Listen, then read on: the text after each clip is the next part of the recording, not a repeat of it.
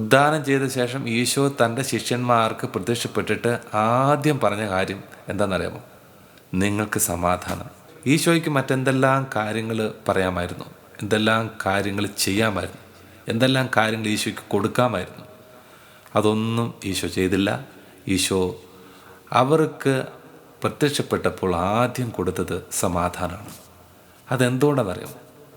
പ്രിയപ്പെട്ടവരെ, ഈ ലോകത്തിലെ മറ്റെന്ത് കാര്യങ്ങളും നമുക്ക് അത്യാവശ്യം നമ്മുടെ ബുദ്ധി കൊണ്ടും കഴിവ് കൊണ്ടും നമ്മുടെ അധ്വാനം കൊണ്ടും നമുക്ക് നേടിയെടുക്കാൻ പറ്റും. നമുക്ക് നല്ല കഴിവുണ്ടെങ്കിൽ നമുക്ക് നേടിയെടുക്കാനായിട്ട് പറ്റും.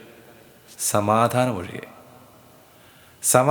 ഒഴികെ മറ്റെന്തും ലോകത്തിൽ നിന്ന് കിട്ടും. പക്ഷേ സമാധാനം, യഥാർത്ഥ സമാധാനവും സന്തോഷവും ആനന്ദവും ഒക്കെ കിട്ടുന്നത് അത് കർത്താവിൽ നിന്നാണ്.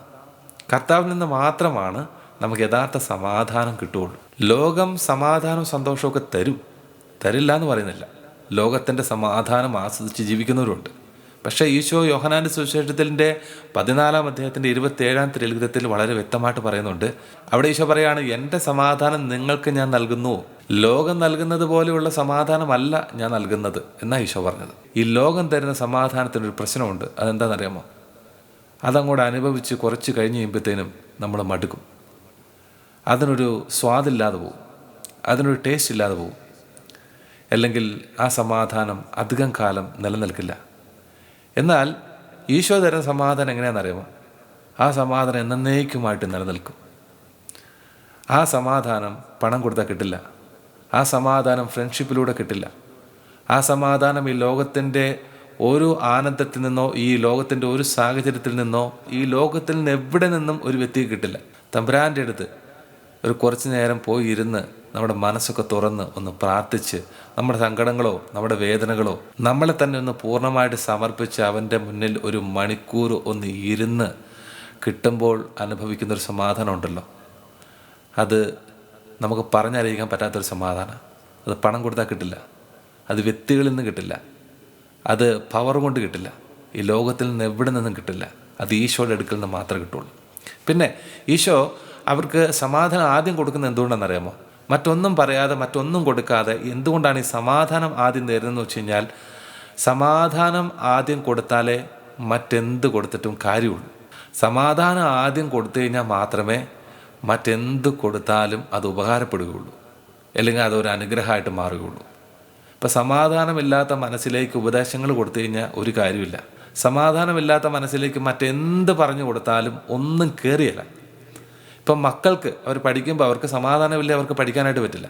എന്തെങ്കിലും ഒരു ജോലി ചെയ്യുന്നവർ, ഒരു ഇൻ്റർവ്യൂ പങ്കെടുക്കാനായിട്ട് പോകുന്നവർ, ഡ്രൈവ് ചെയ്യുന്നവർ, ലോകത്തിൽ ഏതെങ്കിലും തരത്തിലുള്ള പ്രത്യേകമായിട്ടുള്ള ജോലികളിൽ ഏർപ്പെട്ടിരിക്കുന്ന ആൾക്കാർക്ക് അവർക്ക് മനസമാധാനമില്ലെങ്കിൽ ഒന്നും ചെയ്താൽ ശരിയാകുകയില്ല, ഒന്നും അനുഗ്രഹത്തിലേക്ക് എത്തില്ല, ഒന്നും വിജയത്തിലേക്ക് എത്തിക്കാനായിട്ട് പറ്റില്ല. അപ്പോൾ ശിഷ്യന്മാർക്ക് അവർക്കിനി വലിയൊരു ദൗത്യമുണ്ട്. ഈശോയെ പ്രസംഗിക്കുക, ഈശോയെ കൊടുക്കുക എന്നുള്ള വലിയൊരു ദൗത്യമുണ്ട്. ഈ ദൗത്യം അവർക്ക് ഏറ്റെടുക്കാനായിട്ട് പറ്റണമെങ്കിൽ, അല്ലെങ്കിൽ ഈ ദൗത്യം ഏറ്റെടുത്ത് അത് വിജയിപ്പിക്കണമെങ്കിൽ ആദ്യം മനസമാധാനം വേണം, ആദ്യം സ്വസ്ഥത വേണം, ആദ്യം പേടി പോകണം. ഇതൊക്കെ പോയി കഴിഞ്ഞാലേ നമുക്ക് എന്തെങ്കിലും ചെയ്യാനായിട്ട് പറ്റുള്ളൂ. അങ്ങനെ സമാധാനമുള്ള മനസ്സിൽ പ്രിയപ്പെട്ടവരെ എന്തും നേടിയെടുക്കാനായിട്ട് പറ്റും. സമാധാനമുള്ള ഒരു മനസ്സുണ്ടെങ്കിൽ നമ്മുടെ അധ്വാനം കൊണ്ടും നമ്മുടെ ബുദ്ധി കൊണ്ടും നമ്മുടെ കഴിവ് കൊണ്ടും നമുക്ക് എന്തും നേടിയെടുക്കാനായിട്ട് പറ്റും എന്ന് ഈശോയ്ക്കറിയാം. അത് ഈശോയ്ക്ക് അറിയാവുന്നത് കൊണ്ടാണ് ഈശോ അവൻ്റെ സമാധാനം ആദ്യം ശിഷ്യന്മാർക്ക് കൊടുത്തത്. അതിനുശേഷം അവർ ലോകത്തിലേക്ക് പോയി, അവർ വിജയിച്ചു. അവരുടെ പ്രവൃത്തികളും അവരുടെ ജീവിതവും പ്രകീർത്തിക്കപ്പെട്ടു. അവരുടെ ജീവിതം മഹത്വപ്പെടുത്തി, അവരുടെ ജീവിതം മഹത്വത്തിന് കാരണമായി. ഇതിനെല്ലാം അടിസ്ഥാന കാരണം എന്ന് പറയുന്നത് സമാധാനമാണ്. അപ്പോൾ ഈശോയിൽ പ്രിയപ്പെട്ടവരെ, നമ്മൾ ഈ പള്ളിയിലോ അല്ലെങ്കിൽ മറ്റ് ആരാധനാലയങ്ങളിലൊക്കെ പ്രാർത്ഥിക്കാനായിട്ട് പോകുമ്പോഴേ നമ്മൾ ആദ്യം പ്രാർത്ഥിക്കേണ്ടത് എന്താണെന്നറിയാമോ? സമാധാനത്തിന് വേണ്ടി പ്രാർത്ഥിക്കണം. മനസമാധാനം, സന്തോഷം, ആനന്ദം, ഇതിനു വേണ്ടി പ്രാർത്ഥിക്കണം.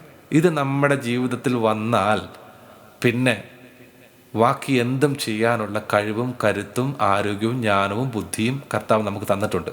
അതുകൊണ്ട് നമുക്ക് എന്തും നേടിയെടുക്കാനായിട്ട് സാധിക്കും. അപ്പോൾ ആ ഒരു സമാധാനവും ആനന്ദവും സന്തോഷവും എന്നും കാത്തു സൂക്ഷിക്കാൻ പരിശ്രമിക്കുക, അതിനുവേണ്ടി പ്രാർത്ഥിക്കുക.